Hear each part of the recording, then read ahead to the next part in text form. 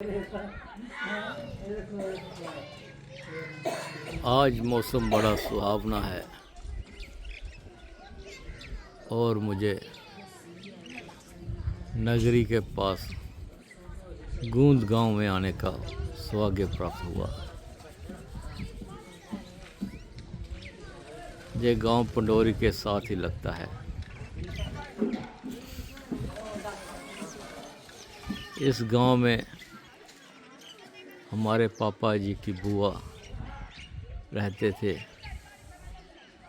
और भैया जी वो अपना काम काज करते थे, बिजनेस करते थे। ये उनकी दुकान होती थी, ये पुरानी दुकान जहाँ पर ये व्यापार करते थे।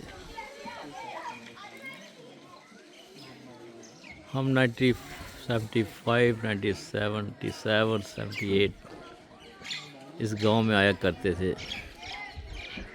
तब जब मकान कच्चे हुआ करते थे। आज इन मकानों में पक्का रूप ले लिया है। जहाँ पर उस वक्त एक लड़की रहती थी जिसको हम काली बू कहते थे, बुआ काली बू, और एक प्यारा लड़का भी, प्यारे नाम के लड़के से भी जहाँ हमारी मुलाकात होती थी। आज ये गांव पूरी तरह से पक्का हो गया है। हर घर में लकड़ी का सामान रखा गया है। लकड़ियों को इकट्ठा किया गया ताकि सर्दियों में आग जला सके और मक्की की रोटी या चावल की रोटी, सरसों का साग बनाया जा सके।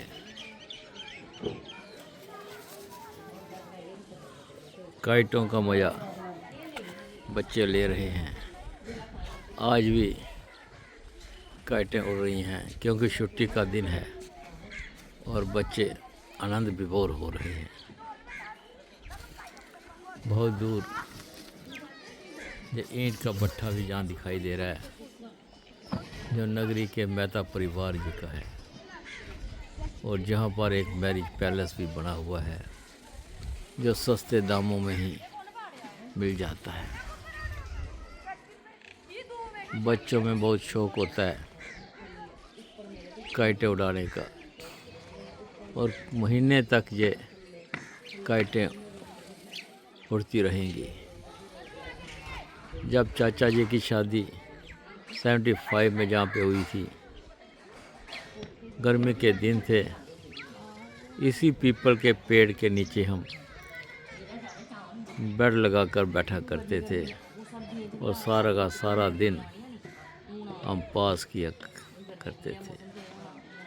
पीपल की छाँव का अलग ही मज़ा है। इसकी ठंडक एसी से कहीं ज़्यादा है। ना बिजली का खर्च, ना पैसे की बर्बादी। लेकिन अब कहाँ, दूर दूर तक खेत बने हुए हैं जो इस गांव की रोजी रोटी का साधन है।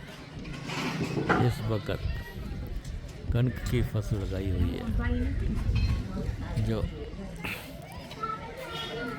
अप्रैल महीने में काटी जाएगी। काइट को काट दिया गया है। पतंग टूट गई, जिंदगी की डोर की तरह ये भी कट गई। लेकिन इसको तो कोई थाम लेगा। लेकिन जब जिंदगी टूटती है उसको थामने वाला कोई नहीं होता, उसको पकड़ने वाला कोई नहीं होता।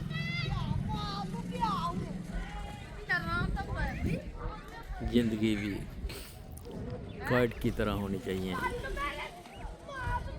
ताकि जब कट जाए उसे सहारा देने के लिए कोई पकड़ ले, कोई अपने पास रख ले। कोई उसको संभाल के रख ले, उसको संभाल के रख ले। जय भारत, जय भारत। एक मिडिल स्कूल भी जहाँ पर बना हुआ है।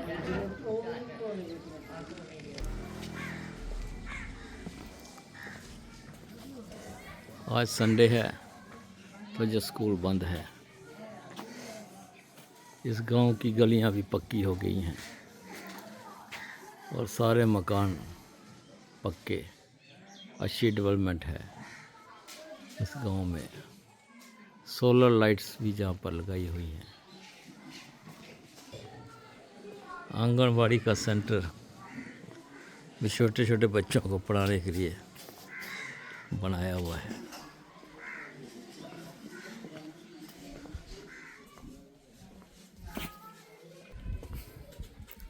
ये गली दूर खेतों में जाती है। हम थोड़ा सा खेतों का नज़ारा लेते हैं और दौड़ाते हैं नज़र कि खेत कहाँ कहाँ तक जाते हैं।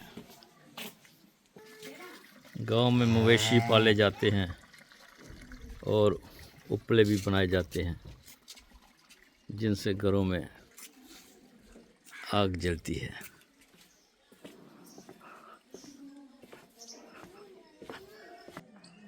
सरें का साग भी जहाँ पर लगाया गया है और लहलहाते खेत।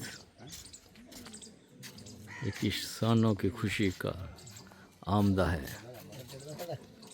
और कुछ महीनों के बाद ही जहाँ फसल उग जाएगी और किसान फसल काटने को तैयार हो जाएंगे।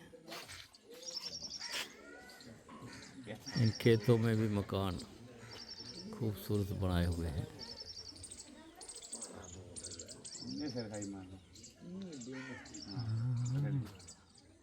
गाँव गूंद अपना, हाँ, गूंद गांव में बरतलाल जी हमारे सामने हैं। तो हम पूछेंगे इनसे गांव के बारे में, जहाँ के लोग कैसे हैं, क्या काम करते हैं और कैसे रोजी रोटी इनकी चलती है। बाकी रोजी रोटी हमारी ऐसे ही है कि यहाँ तो कोई नौकरी नाकरी का पेशा कोई है नहीं है। जी यहाँ हम खेती बाड़ी करते हैं। जी। किसी को 2 कनाल तो ज़मीन है, किसी को कोई 4 कनाल है, कोई किसी की 8 कनाल। मतलब इसी हिसाब से जो भी कमाते हैं घर की थोड़ी बहुत सब्जी हो जाती है और चावल धान गेहूँ ये सब मतलब थोड़ी बहुत होती है, उसी पे गुजारा चलता रहता है। बाकी इतना बड़ा हमारा इतना बड़ा गांव है, इसमें ज़्यादा से ज़्यादा मेरे ख्याल है 1 या 2 आदमी है मिलिट्री में। बाकी और कोई मतलब वो नहीं है, सब किसान ही है। स्कूल तो आपका है 8वीं तक आपका स्कूल है। तक स्कूल जी। वो बच्चे आगे नहीं पढ़ते फिर? पढ़ते हैं लेकिन इधर से फिर वो नगरी चले जाते हैं। हाँ, नगरी हाई सेकेंडरी है, हाँ, वहाँ जाना पड़ता है। वहाँ भी यहाँ से दिक्कत होती है क्योंकि यहाँ से पैदल जाना पड़ता है 1 किलोमीटर। हाँ। 1 किलोमीटर जाके फिर उनको वहाँ से ऑटो मिलता है या तो कोई बस मिल जाती है। कभी लेट हो जाते हैं, कभी टाइम पे पहुँच जाते हैं। इतना ही है बस। तो नगरी जहाँ से 3 4 किलोमीटर 3 किलोमीटर है जी नगरी। 3 किलोमीटर है। जी जी।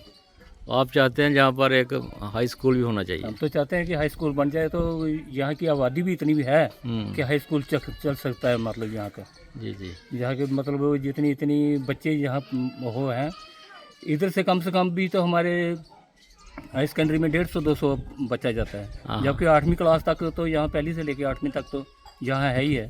वहाँ तो सभी पढ़ते ही हैं इधर, लेकिन जहाँ से भी उनको दिक्कत होती है ये 100-150 जाता है वहाँ पे। तो हम तो चाहते हैं कि यहाँ कोई मतलब हाई स्कूल ही बन जाए तो बहुत बढ़िया हो जाए। तो आपने कभी कोशिश की किसी से मिलने से, किसी एमएलए साहब से? कोशिश की नहीं है। कोशिश करो ना, आपके बच्चे हैं अच्छा पढ़ेंगे तो अच्छा होगा। बच्चे जी 12वीं पास कराए हुए हमने, हाँ, लेकिन नौकरी भी आजकल कहाँ है, इतनी नौकरी भी तो नहीं मिल रही है। नौकरी भी है नहीं है। इंटरव्यू देते हैं, रिटर्न आता है तो रिटर्न का कोई नंबर ही नहीं आता। नंबर नहीं आता। रिटर्न में भी पास हो जाते हैं या तो नौकरी फिर बोलते हैं भाई पता नहीं कौन सी डेट आगे चल गई है। मेरे खुद 2 लड़के हैं, 1 लड़की, 3 लड़के हैं मेरे। एक ने 10वीं की हुई है, 2 ने 12वीं पास की हुई है और 1 लड़की ने 12वीं पास की हुई है। हाँ। वो सब मतलब हाई सेकेंडरी में पढ़े हैं नगरी में।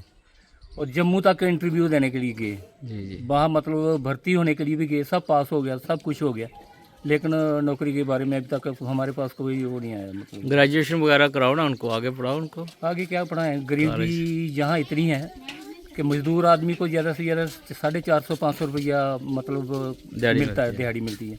तो उससे तो अपना ही गुजारा मतलब बड़ी मुश्किल से होता है। तो इतनी दूर बच्चे कहाँ पढ़ाएंगे।